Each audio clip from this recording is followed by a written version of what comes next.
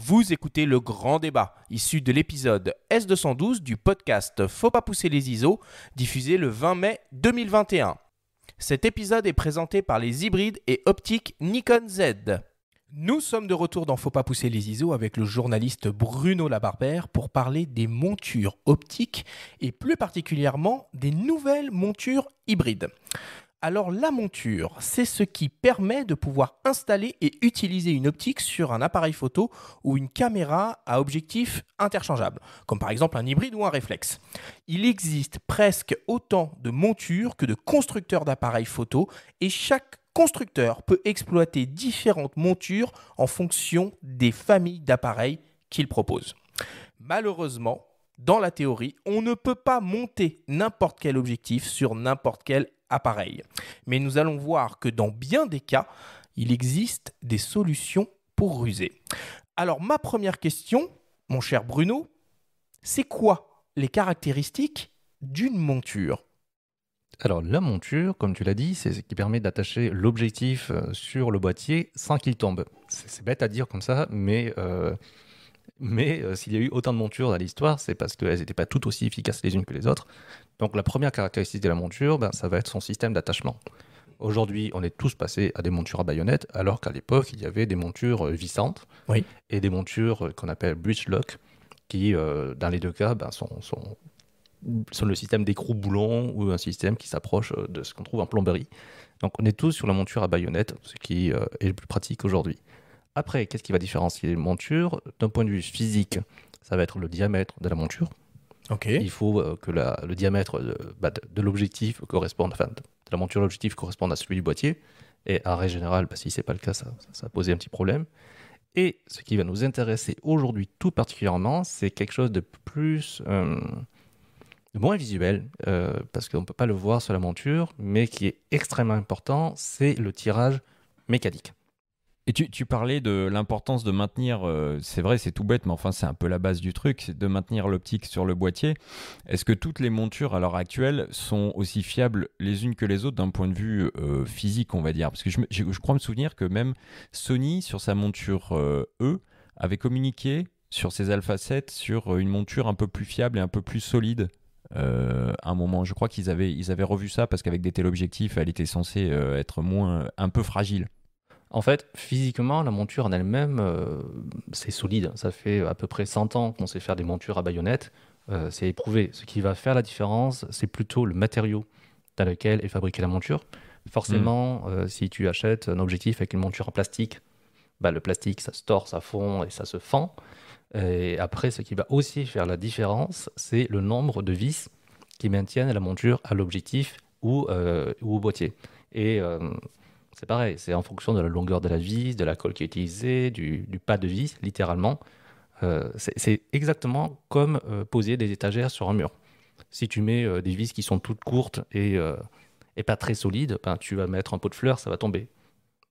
Et est-ce que ça, c'est un critère qui va par exemple, catégoriser un appareil dans l'une ou l'autre catégorie, ou par exemple une monture E APS-C d'entrée de gamme et une monture E2436 de haut de gamme auront le même nombre de vis, tu vois ? Est-ce que c'est comme les joints d'étanchéité ? Est-ce que c'est un truc qui va compter ou pas forcément ? Faut vraiment pas y porter attention. Dans la plupart des cas, une monture, ça peut soutenir 1 kg, voire 2 kg.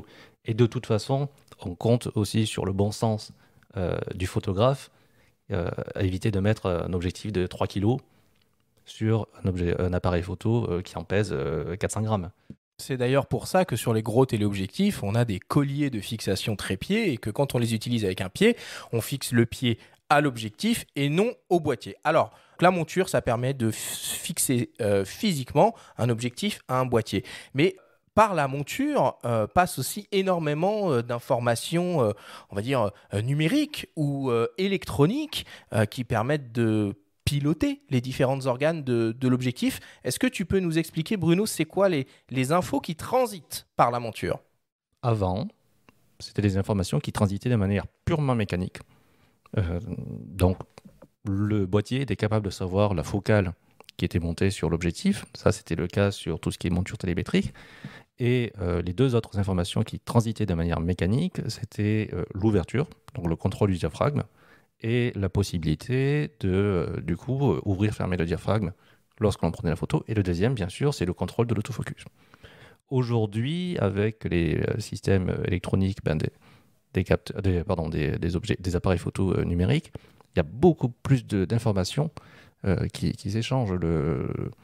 Toujours l'ouverture, toujours l'autofocus, mais on peut piloter aussi de manière beaucoup plus rapide cette mise au point, notamment pour la vidéo. Mhm. Oui, les optiques motorisées. Avec des optiques motorisées, mais surtout, ça permet de vraiment ajuster sa mise au point quasiment 240 fois par seconde. Oui, c'est ça. Je crois qu'il y a même Panasonic, au moment du lancement des S2436, communiquait là-dessus, justement, sur la vitesse de communication qu'il y avait entre l'objectif et l'appareil photo. Voilà, il y a ça. Et puis aussi, on a tendance à l'oublier, mais ça permet de communiquer l'identité de l'objectif. Et donc, l'appareil photo est capable de corriger les défauts de l'objectif en fonction.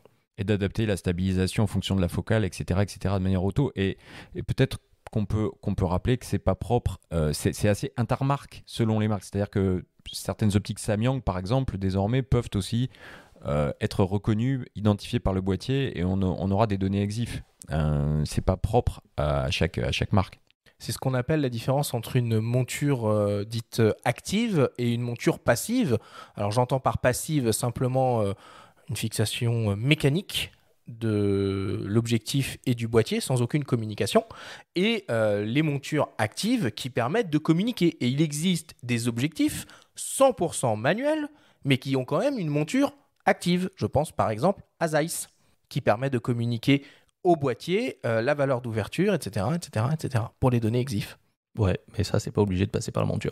C'est la cellule et le système électronique du boîtier qui peut lui-même déduire l'ouverture utilisée en fonction de la valeur d'exposition relevée. Voilà. Cas typique, quand tu utilises un objectif Leica M qui n'a absolument aucun connecteur, aucune électronique sur un boîtier Leica, il est pourtant capable de te dire dans les EXIF, ça a été pris à telle ouverture. Avec une précision absolue ? Avec une précision d'un demi-diaphragme. Alors, s'il y a quelques notions qui sont hyper importantes à bien saisir et bien comprendre quand on parle de monture et de compatibilité optique, c'est les notions de tirage mécanique et de cercle de couverture. Alors, on a demandé à Xavier de la Tuleil, qui est journaliste et a été professeur de photographie à l'ENS Louis Lumière, de nous expliquer ces deux notions.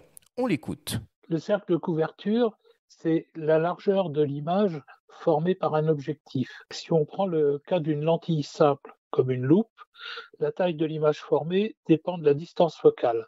Plus la distance focale est courte, plus l'image est petite et plus le cercle de couverture de la lentille va être étroit.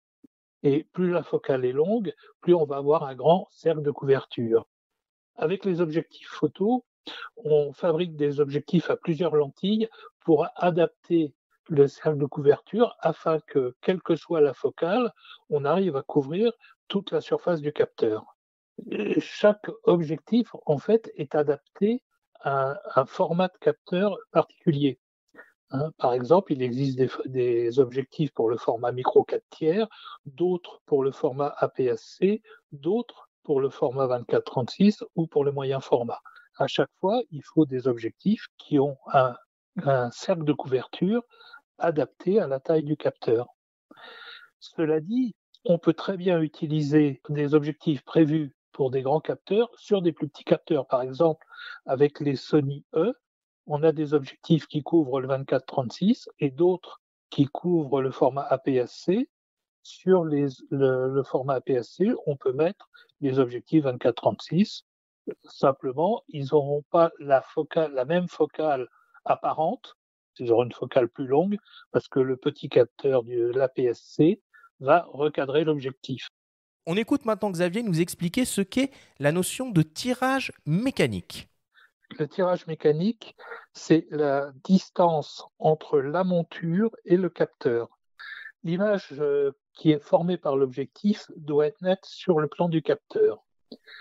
Sur un réflexe, on doit avoir un tirage assez important entre l'objectif et le capteur parce qu'il faut laisser la place au miroir pour faire son aller-retour entre le moment où on vise et le moment où on prend la photo. Sur un hybride, on n'a plus ce problème de miroir et on a pu donc raccourcir la distance entre l'objectif et le capteur de manière à avoir des boîtiers plus compacts. Donc on a un tirage mécanique qui est propre à chaque type d'appareil et à la nature de l'appareil. Réflexe, tirage mécanique important, hybride, tirage mécanique plus court. On peut monter des objectifs d'appareils réflexes sur des hybrides parce qu'il y a la place.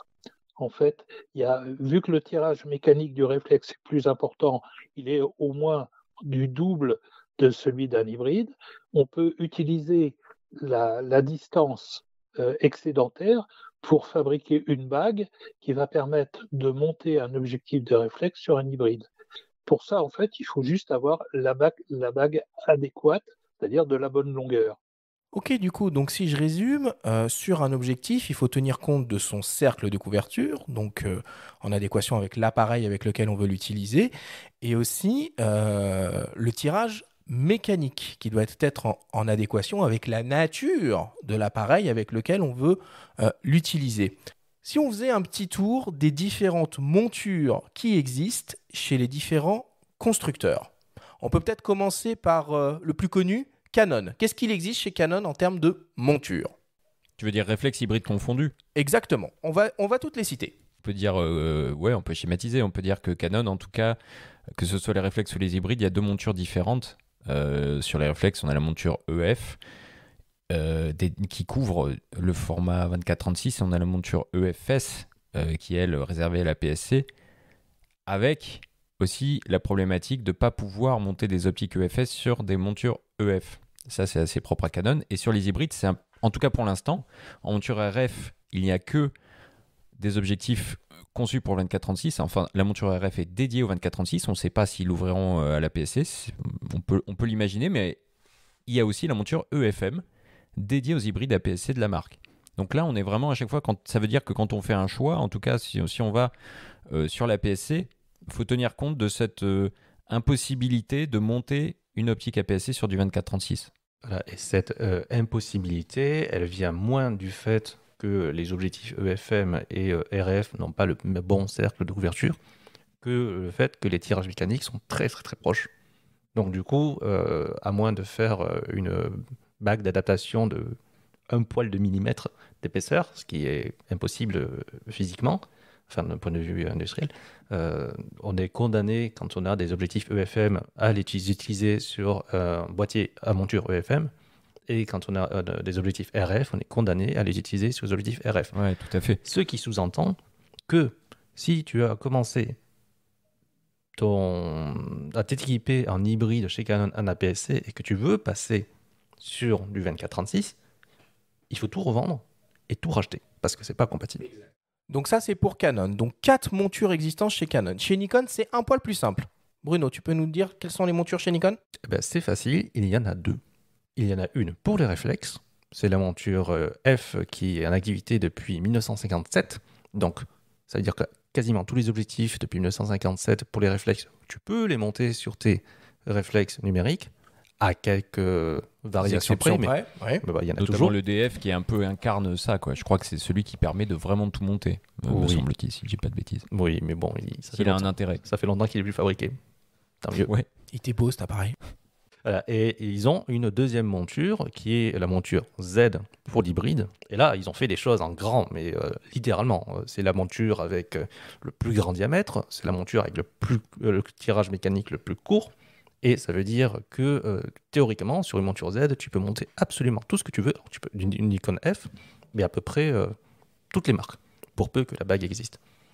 Et cette monture est utilisée à la fois pour leurs hybrides 24-36 et leurs hybrides APS-C. Leur hybride, pour l'instant, ouais, le Z50 qui est tout seul, mais effectivement, on peut imaginer qu'il y en aura d'autres. Ok, donc 2 montures chez Nikon, une réflexe, la monture F, et une hybride, la monture Z. Chez Sony, c'est encore plus simple. Chez Sony, c'est encore plus simple. Ils ont une monture A pour les réflexes, qui ne sont de toute façon plus fabriqués. Et ils ont une monture pour tout le reste, c'est la monture E, qu'ils ont appelée FE pour le 24-36, mais physiquement, c'est la même monture. Donc tu peux vraiment faire des allers-retours et toutes les combinaisons que tu veux, objectif 24-36 sur boîtier APS-C, objectif APS-C sur 24-36, puisque les appareils Sony sont capables de reconnaître les objectifs qu'il y a dessus, eh ben, ça applique automatiquement le recadrage qu'il faut. Il passe direct en 35 mm, en Super 35, ouais. Ouais. Et ça peut être très pratique pour les gens qui font de la vidéo. Leica, combien il y a de montures chez Leica? Bah là, c'est à Bruno de prendre la parole, hein, je crois. Si on parle de Leica, moi, je peux pas, je me tais. Leica, actuellement, ils n'ont plus que 2 montures. Okay. Ils ont la monture M. Historique, qui est la monture de tous les records, parce qu'elle n'a aucun contact électrique, et pourtant, elle date de 1954. Avec un tout petit tirage mécanique, pour le coup. Pas tant que ça.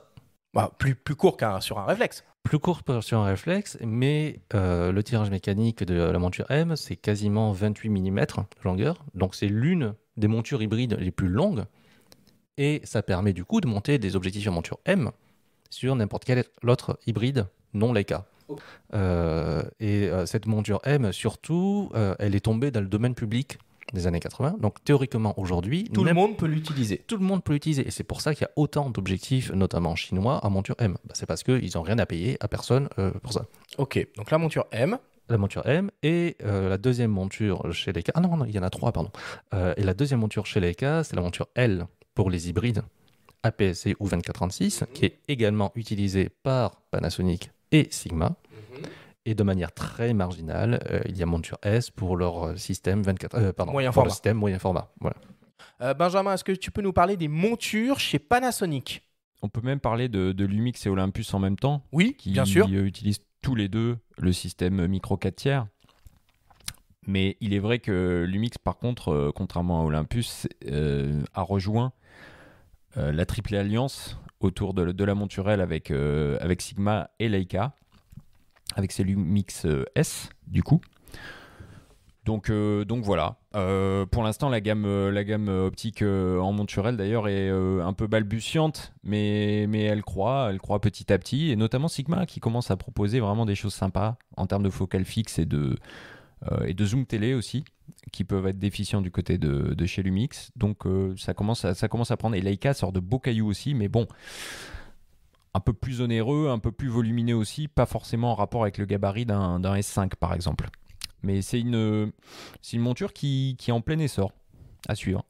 Donc c'est vrai qu'il y a certains constructeurs qui se sont associés et qui ont décidé arbitrairement, contractuellement, d'utiliser la même monture, si bien qu'on peut utiliser par exemple Olympus et Panasonic avec le micro 4 tiers. On peut aussi bien utiliser des objectifs Olympus sur un boîtier Panasonic et inversement.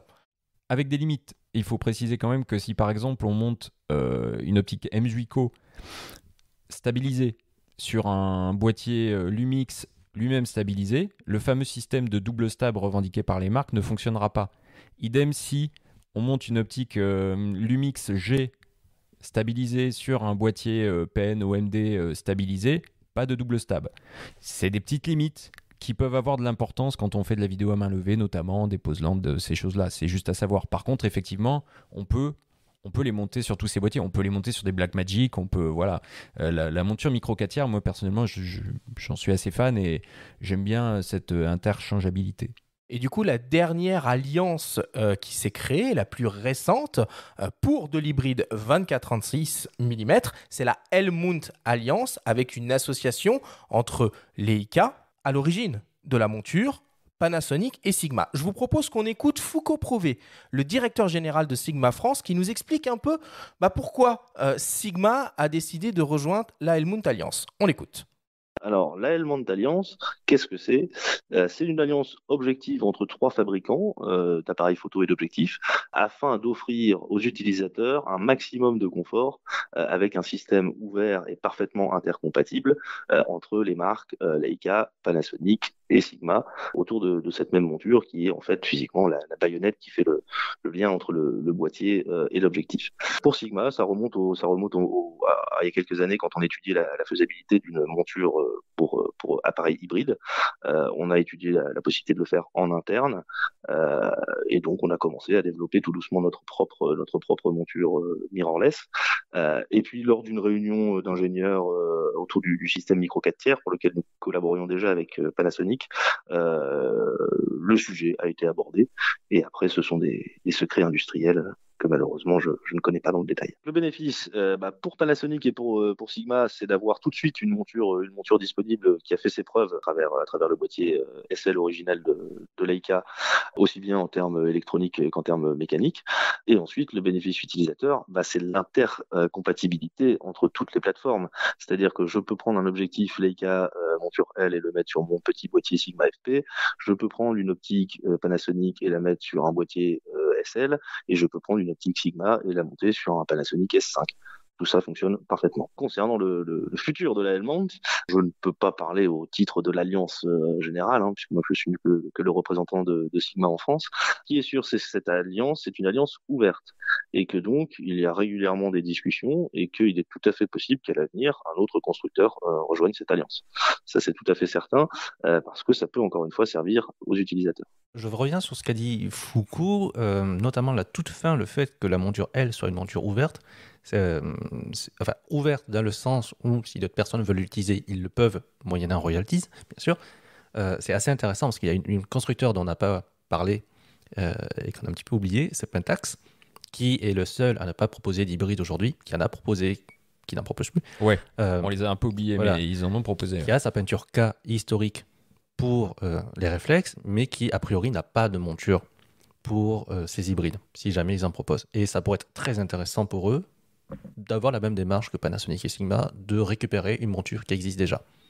Alors, probablement pas une monture Canon, probablement pas une monture Nikon, mais je verrais bien un hybride Pentax en monture L, en ce qui me concerne. Okay. Olympus, ce serait imaginable aussi, d'après toi ? Olympus, tout est imaginable. Alors, ce serait rigolo, ce serait un petit peu l'alliance des petits versus les trois mastodontes. C'est un peu ça. Voilà. C'est un peu ça. Moi, j'aime bien, ça fait des chouettes scénarios hollywoodiens. Mais ça aurait du sens. Et puis, pour le coup, ça mettrait avec une presque monture universelle en commun des constructeurs qui ont chacun une histoire d'opticien, une signature différente, et ça permettrait pour le photographe au final d'avoir un choix de rendu, un choix de focale et un choix d'ouverture très large en fonction de son budget et de ses besoins créatifs. Oui, concernant Pentax, on peut aussi citer le système 645 qui devient un petit peu plus... qui est dans l'ombre aujourd'hui, mais qui sont des réflexes moyen format et qui quand même existent toujours et qu'on trouve à des tarifs plutôt intéressants pour les amateurs de visée réflexe et de moyen format. Concernant le tour d'horizon des différentes montures, on est aussi obligé de citer Fujifilm, qui a fait le pari de l'APS-C et du moyen format. Donc ils ont l'originalité, comme Olympus quelque part, de ne pas aller sur le 24-36 et de miser sur d'autres formats. Donc on a les gammes optiques Fujinon X qui couvrent le format APS-C et Fujinon G qui couvrent le moyen format avec des modèles de 100 millions de pixels comme les GFX100, GFX100S. Donc ça, c'est ce qu'on appelle des montures natives, okay. Donc les constructeurs qui proposent des objectifs compatibles dans les différentes montures qu'ils souhaitent exploiter. Mais il y a aussi des constructeurs qu'on appelle tierces qui proposent des objectifs compatibles. Par exemple Sigma qui propose des objectifs compatibles dans différentes montures. Alors c'est physiquement le même objectif, mais il est possible de l'acheter, par exemple en ce qui concerne l'hybride 24-36, soit en monture L, soit en monture E. Est-ce qu'il y a d'autres constructeurs qui ont cette philosophie-là, Bruno? Est-ce que tu peux nous expliquer comment ça fonctionne? Bien sûr, il y a Tamron qui fait la même chose, mais sur les mêmes montures en plus, et qui a aussi ses gammes réflexes, ses gammes hybrides. Voilà. Après, dans le développement des objectifs, Tamron et Sigma sont légèrement différents. Sigma, lorsqu'ils sont arrivés sur l'hybride, ils ont pris des formules réflexes, et grosso modo, à la fin, ils ont rajouté les millimètres qui manquaient. Exact. On a l'impression d'un petit tube d'extension sur les focales fixes Art en monture. C'est exactement ce que Xavier expliquait. Il faut juste rajouter le manchon de plomberie pour faire la connexion. Et c'est pour ça qu'on avait des objectifs très très gros au début pour les hybrides. Et ils sont en train de changer. Enfin, c'était prévu, je suppose. Et là, ils redéveloppent des objectifs qui sont vraiment dédiés à l'hybride, qui sont un peu plus petits. Conçu pour ça. Voilà. Cependant, pour un même modèle d'objectif, il peut exister en différentes montures différentes. Bien sûr, un objectif réflexe va rester compatible, afin d'être disponible en différentes montures réflexes et un objectif hybride en différentes montures hybrides. Tamron, lui, a bien scindé en deux ces gammes. Ils ont tout redéveloppé spécifiquement pour l'hybride et ils proposent des formules vraiment différentes, notamment, je pense, à leurs zooms qui sont spécifiques à l'hybride. Non, mais Tamron, justement, ils sont que sur la monture E, par contre. Ça, c'est une originalité, finalement. C'est un choix. Mais c'est même un constat, c'est-à-dire qu'à l'heure actuelle, en objectif complètement compatible, c'est-à-dire avec l'autofocus et tout le bazar, on peut trouver des choses qu'en monture Sony E. Pourquoi on ne trouve pas du RF? Pourquoi on ne trouve pas du Z encore? Non, mais du RF, du Z, après, t'en as chez Samyang, par exemple, et tout. Hein. Samyang fait du RF, fait du Z. Mais c'est vrai que Tamron a fait, pour l'instant, en tout cas, le choix de la monture E, qui est compréhensible. C'est quand même, finalement, les pionniers. Enfin, Leica a été pionnier dans le secteur des hybrides, si on veut être vraiment précis. Mais les Alpha 7 sont là depuis 2013, je crois. Octobre 2013. Octobre 2013, donc c'est pas illogique de miser sur une monture qui est là depuis plus longtemps que les autres, avec des modèles, et il y a une cohérence aussi chez Tamron avec des diamètres de filtres homogènes, avec des gabarits aussi. Enfin, c'est plutôt cohérent ce qu'ils font. Par contre, c'est vrai que pour l'instant, c'est que la monture E. Bah, du coup, c'est ce qui fait aussi que la monture E est la plus développée en termes de choix d'objectifs, qu'on soit chez Sony ou même ailleurs, hein, pour le coup. Premier arrivé, premier servi, hein, c'est un peu ça. Voilà. Et puis l'intérêt des fabricants d'optiques, c'est de vendre des optiques et ils vont pas vendre des optiques à des gens qui n'ont pas de boîtier. C'est idiot dit comme ça, mais c'est trivial. Mais c'est ça, mais on voit quand même que voilà, l'arrivée des systèmes RF et Z, notamment chez Samyang, est en train de doper un petit peu aussi, parce que bon, des marques comme Canon, Nikon, c'est historiquement des monstres. Il y a beaucoup d'utilisateurs de ces marques-là. Et les 14 mm, 50 mm, 35 mm Samyang sont en train d'être proposés en monture RF et Z, et ça, c'est prometteur. Voilà. Et ce qui est assez amusant, c'est que du coup, aujourd'hui, les utilisateurs Sony ont le problème inverse, c'est qu'ils ont tellement de choix que finalement, quand ils ont besoin au hasard en 50 mm, ils en ont 25 à disposition et ça devient compliqué de choisir. Bon, on est là pour ça, les tests, ça sert à ça aussi. Exactement.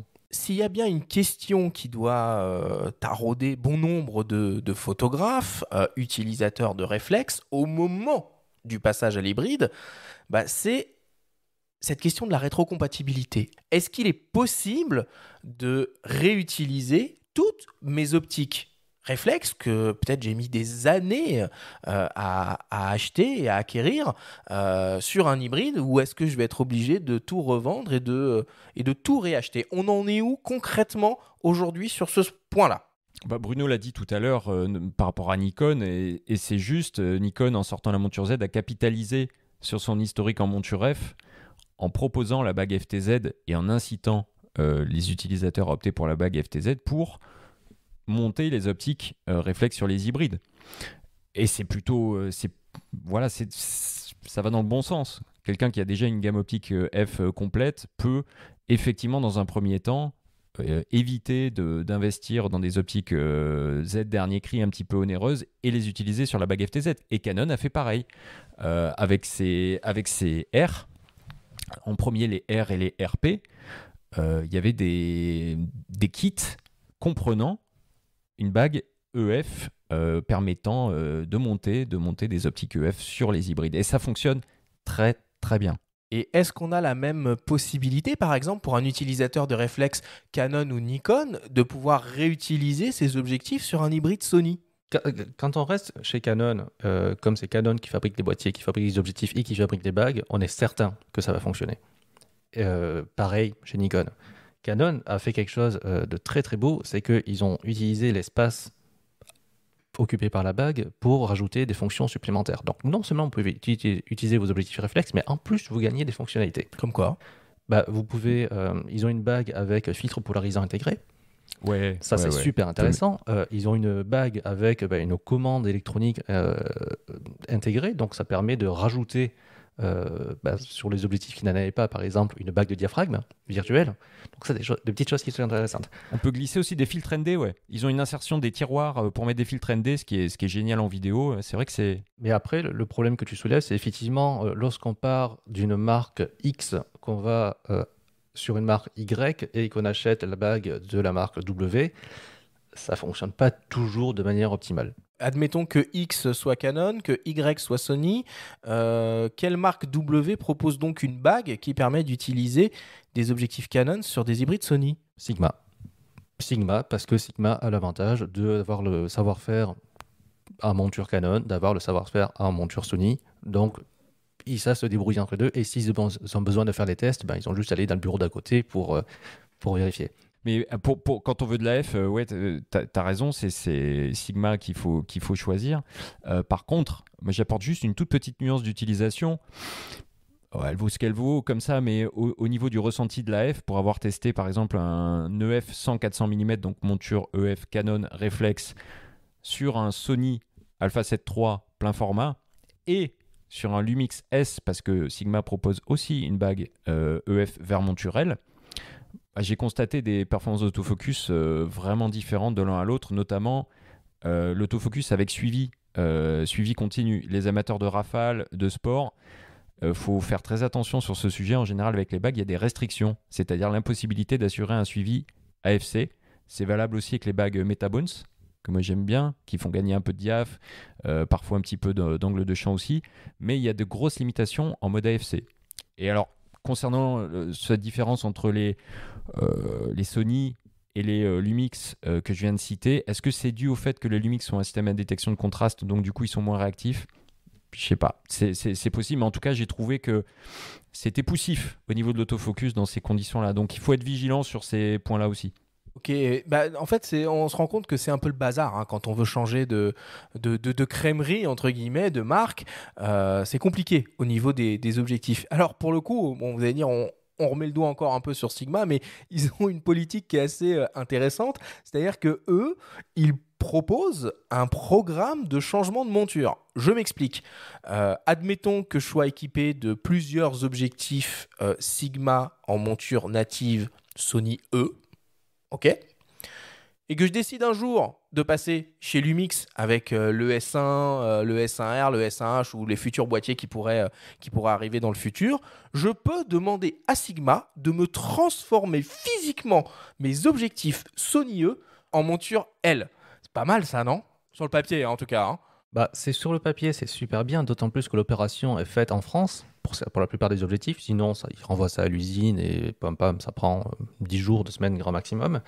Après, ça reste dans la limite des montures qui sont proposées par Sigma. Bon, ça paraît évident dit comme ça, mais si vous avez un objectif au hasard à monture E et que vous voulez l'adapter sur votre hybride Fujifilm, Sigma ne proposera pas de monture Fujifilm. Ça vous faites pas. Ça, c'est pas possible. C'est vrai, c'est pas mal. Et il y a un truc qu'il faut rajouter pour le changement de monture quand même, c'est que les tarifs sont assez conséquents. Il faut quand même bien réfléchir au moment où on choisit. Alors donc là, on vient de faire le tour un peu sur l'intercompatibilité, mais sur des objectifs hyper modernes, avec autofocus et tout le bazar. Mais il y a aussi tous les objectifs manuels. Ok. Là, c'est quoi les règles, Bruno, pour pouvoir utiliser un objectif sur un hybride ? Il faut respecter le cercle de couverture, le tirage et simplement acheter une petite bague mécanique ? Alors déjà, le cercle de couverture, ça va aller très rapidement parce qu'en argentique, dans 90% des cas, de toute manière, votre objectif couvre le 24-36. Donc de ce côté-là, il n'y a pas vraiment de souci à vous faire. Que vous continuez d'utiliser sur un hybride 24-36, sur un hybride APS-C, sur un hybride micro 4 tiers, a priori, ça va passer. Voilà. Après, la règle, c'est comme vous allez utiliser la plupart du temps un objectif conçu pour un réflexe qui de toute manière va avoir un tirage mécanique plus grand, la seule contrainte, c'est de vérifier qu'il existe une bague. Ok, et il en existe dans toutes les configurations possibles ? Et il en existe quasiment pour tout. Et s'il n'en existe pas, alors on commence à rentrer dans le domaine du bricolage, mais vous pouvez utiliser des bagues intermédiaires. C'est possible. Voilà. Après, c'est vraiment encore une fois de plus de la plomberie. Vous avez un espace à combler et vous pouvez le combler de la manière que vous le voulez. En plus, ce qui est important de préciser, et c'est là un des intérêts majeurs des systèmes hybrides, donc à visée directe, à visée électronique, c'est qu'avec des assistants comme le système du focus picking ou la possibilité de très simplement pouvoir zoomer sur une partie de l'image, on peut de manière très agréable et très facile utiliser des objectifs 100% manuels avec une très grande précision. Avec une très grande précision, mais avec une limite cependant, c'est que vous allez perdre la plupart du temps la possibilité de... vous allez viser la plupart du temps en ouverture réelle. C'est-à-dire que l'ouverture de visée va être l'ouverture de prise de vue ou plutôt l'inverse. Ça veut dire que si vous voulez prendre une photo à f8, vous allez d'abord fermer à f8 et après, vous allez travailler à f8. On perd ce qu'on appelle la présélection automatique du diaphragme. Exactement, qui est une invention française. Alors, une des questions qu'on peut se poser maintenant, c'est pourquoi des marques comme Canon, Nikon ont décidé de développer de nouvelles montures hybrides. Alors, pour tenter d'y répondre, on s'est entretenu avec Nicolas Gillet, qui est le directeur marketing et de la communication de Nikon France. Il nous explique en détail les secrets de la nouvelle monture Z et ce qu'elle permet de faire de plus que la traditionnelle monture réflexe F. On l'écoute. Alors, la principale différence entre la monture F, qui date de 59, et cette nouvelle monture Z, depuis lancée en 2018, elle a été conçue pour en fait permettre de se projeter dans le futur et d'abroger toutes les restrictions dont faisait preuve en fait la monture F. L'idée en fait d'avoir un tirage mécanique beaucoup plus petit, dont on peut profiter en fait puisqu'il n'y a plus de miroir dans la monture Z. On a aussi augmenté la taille du diamètre de la monture, ce qui permet d'un point de vue optique de faire des conceptions d'objectifs beaucoup plus simples et beaucoup plus qualitatives. Si on se met à la place d'un pixel sur le capteur et qu'on regarde la monture, on a en fait une zone d'ouverture ici beaucoup plus large si on est très proche de la monture et que la monture est très large. Sur la monture F, quand on est au fond de la boîte noire, le petit trou en fait est beaucoup plus restreint finalement puisqu'on est plus loin de ce trou de la monture et la monture est plus petite. Ce qui permet donc de faire des conceptions optiques beaucoup plus efficaces sans avoir à redresser finalement les rayons de lumière, notamment dans les angles, pour avoir une image beaucoup plus pure issue de la lentille arrière de l'optique. Donc cette monture, elle permet à la fois de faire des formules optiques beaucoup plus qualitatives et paradoxalement aussi beaucoup plus compactes et légères. La conception optique peut être beaucoup plus symétrique entre les lentilles avant et lentilles arrière. La communication entre l'objectif et l'appareil photo est primordiale et ça le sera de plus en plus. Il y a beaucoup de choses qui communiquent. En changeant de monture entre la monture F et la monture Z, on a aussi multiplié le nombre de contacteurs électroniques qui permettent en fait justement de passer les informations. Et on a également augmenté le bus, c'est-à-dire la rapidité de communication entre le boîtier et l'optique. Ça permettra à la fois de gérer mieux l'autofocus et de faire passer des choses qui aujourd'hui ne sont pas forcément même pensées, mais qui permettront en fait d'apporter de nouvelles fonctionnalités, des nouvelles façons de gérer l'image et de la corriger en temps réel. C'est déjà le cas par exemple, notamment en termes de vidéo. La monture F n'est pas capable, contrairement à la monture Z, de gérer et de compenser en temps réel le focus bracing, le changement de point quand on zoome, ou l'inverse, le changement de perspective quand on change la mise au point. C'est des effets en fait qui sont assez désagréables en vidéo, qui n'ont pas d'impact en photo. Donc ça, c'est un avantage notamment offert par la monture Z. On peut aussi parler d'intelligence artificielle, la rapidité en fait des informations qui sont transmises entre les deux vont permettre aussi de mieux gérer la détection en fait des typologies de sujets qui sont en face de l'appareil pour que l'algorithme en fait nous permette de mieux gérer et de mieux appréhender ce qui se passe et donc d'optimiser le rendu à la fois d'autofocus mais aussi pourquoi pas de gestion des couleurs et de traitement d'image. C'est impressionnant un peu toutes les choses qui sont possibles grâce à la nouvelle monture Z. Moi, j'aimerais qu'on revienne un peu sur la possibilité de développer, de concevoir des objectifs différents ou différemment. Bruno, tu peux nous dire quelque chose là-dessus ? Alors, c'est un petit peu ce qu'expliquait Xavier tout à l'heure dans sa capsule. C'est lorsqu'il parlait des grands angles qui sont beaucoup plus difficiles à concevoir, notamment sur une monture réflexe, parce qu'on est assez loin du capteur ou de la pellicule. Ça, c'est des choses qui vont devenir plus simples, enfin qui sont déjà d'ailleurs plus simples avec des hybrides. Les objectifs lumineux sont également plus simples à développer sur des objectifs hybrides. C'est pour ça qu'on a beaucoup de f1.8, de f1.4 et que Nikon a réussi à battre son record historique qui stagnait à f1.1 et c'était un record qui avait quasiment 70 ans. Là, ils sont descendus à f0.95. Le Noct, le Noct 0.95. Et Inaccessible, théoriquement, il pourrait...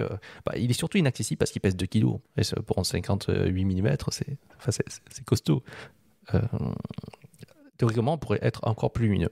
Bon, ça poserait d'autres problèmes, mais ce serait possible. Mais c'est vrai que ce que tu dis, on le voit aussi chez d'autres. On le voit chez Sony qui vient de sortir coup sur coup des optiques, qui vient de sortir un 50 mm 1.2. Ce qui est une première aussi pour la monture E. On l'a pensé limiter la monture E à un moment en termes de caractéristiques par rapport aux autres. Finalement, non. Alors en fait, ce qui est super intéressant avec le 51.2 Sony dont tu parles, c'est pas tellement le fait que ce soit un 51.2, parce que ça fait des années qu'ils savent le faire. C'est le fait que c'est un 51.2 qui est très compact. Enfin, très compact. C'est vrai. Pour un 51.2. Et c'est ça qui est intéressant. On peut repartir sur sur des combinaisons focales ouverture qui existaient déjà sur du réflexe, mais vraiment arriver à atteindre la promesse d'un système plus compact sur un hybride. Voilà. Et la raison pour laquelle tout ça c'est possible, c'est parce que grâce au diamètre plus grand et au tirage plus court, les rayons incidents sur le côté sont moins penchés, donc il y a moins besoin de les corriger. Donc qui dit moins de correction dit besoin de moins de lentilles, moins de place, moins de poids, moins de choses à tripatouiller. Donc ça c'est qu'une histoire de millimètres, mais quand on met tous les petits avantages techniques les uns à côté des autres, on arrive à faire ça. Oui, puis il n'y a pas forcément de sacrifice sur la qualité optique finale, hein, le piqué, tout ça. Le 51.2, nous, pour l'avoir mesuré, c'est assez exceptionnel comme optique. Il n'y a pas le côté mou qu'on pouvait avoir sur certaines optiques réflexes à pleine ouverture, par exemple. D'autant plus qu'il y a aussi maintenant énormément de progrès sur les fameux algorithmes de correction optique embarqués dans les appareils, qui sont des profils de correction vraiment taillés sur mesure pour les objectifs et pour les objectifs dans différentes configurations. Oui, mais d'ailleurs, attention, parce que pour les plus pointilleux, certaines corrections intégrées peuvent faire perdre un petit peu d'angle de champ. Je pense à des ultra grands angles comme un 12 mm, un 14 mm, notamment sur les Lumix. Quand c'est un petit peu trop accentué, on peut perdre la sensation d'avoir un vrai 14 mm qui sera plus un 16 en réalité quand on regarde de près. Voilà, ceci dit, ces corrections elles ont un avantage, c'est qu'elles permettent de proposer des objectifs un peu moins parfaits, parce que certains défauts, on est capable de les corriger de manière électronique. Le vignettage, il n'y a rien de plus simple à corriger. La distorsion, c'est assez facile à corriger. Et du coup, qui dit objectif plus simple, fait aussi objectif moins cher. Et quand on peut payer 400 €, 500 €, on va dire, un objectif et obtenir des résultats qui, dans 95% des cas, ou pour 95% des photographes, équivalent ceux d'un objectif 2 fois plus cher, franchement, il n'y a pas à sourciller, hein. Le problème après, ça va être le photographe.